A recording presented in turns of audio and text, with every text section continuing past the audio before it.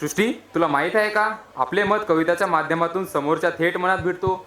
पण मला सांग, कविताचं वेगळं काय असतं बरं? अरे, प्रत्येक कवी हा बोलका रसिकच असतो आणि प्रत्येक रसिक हा मुका कवीच असतो. होय, कारण माणूस जर खऱ्या अर्थाने कवी जगात गेला तर तो नव्या उमेदाने, नव्या हिमतीने आणि नव्या बळाने आलेल्या परिस्थितीचा सामना करून यश संपादन करू शकतो. हो, अगदी नक्कीच. अरे, तुला माहिती आहे का, स्वर्गातल्या अप्सरांना वाटतं की सगळं काही स्वर्गातच असतं. स्वर्गातल्या अप्सरांना वाटतं की सगळं काही स्वर्गातच असतं, पण त्यांना काय माहीत, जे स्वर्गात नसतं ते या नायरच्या काव्य मैफिलीत असतं, ते या नायरच्या काव्य मैफिलीत असतं. तर मी आमंत्रित करते ह्या रंगमंचांवर काव्यरंगांची उधळण करायला प्रशांत डोंगरे यांचं. नाव प्रशांत डोंगरे आहे. तर मी एक कविता लिहिली आहे. त्या कवितेपूर्वी एक गोष्ट आहे जी की कवितेला रिलेट करेल. तर ही एक गोष्ट आहे एका हरणाची. एका घनदाट जंगलामध्ये एक सुंदर हरिण असायचं. उंच बांधा, झुपकेदार शिंग, नाजूक पाय. त्याच्या सुंदरतेचा आणि चपळ असण्याचा त्याला गर्व होता. नेहमीप्रमाणे हरिण रोज सकाळी जंगलात जायचा. स्वतःची शिकार झाली नाही तर जंगलात पाणी पिऊन वापस यायचा. आणि पाणी पिऊन वापस येत असताना त्याचे ते झुपकेदार शिंग त्या घनदाट जंगलात अडकायचे आणि तो वाघाची शिकार होऊन जायचा. आता हरणासमोर समस्या होती. शिंगे काढली तर आपण सुंदर दिसणार नाही आणि ठेवली तर जीव जाईल.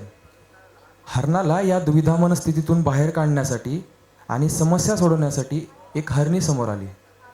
तिने त्या हरणाला एक सल्ला दिला.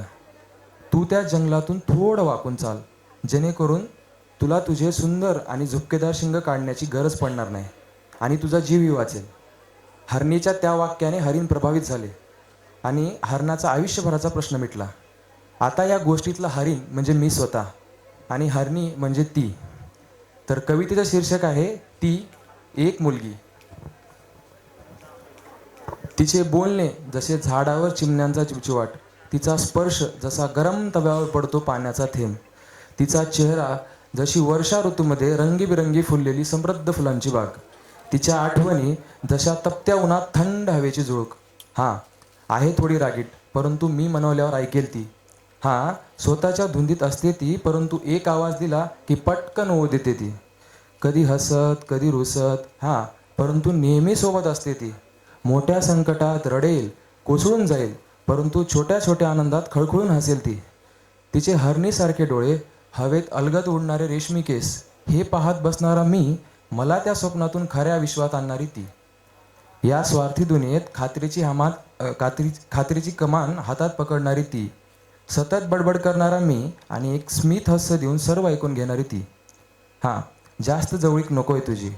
हां, जास्त जवळीक नकोय तुझी, परंतु या खडतर आयुष्यात जीवनभराची साथ हवी. या विझलेल्या प्रेमाच्या दिव्याला एक ज्वलंत वात हवी. तिच्या सगळ्या गोष्टी व्यवस्थित चालवणारी ती, पण माझा वेंधळेपणा सांभाळणारी आई, नंतर सगळ्यात पुढे ती. अशी ती आणि असा मी. थँक्यू.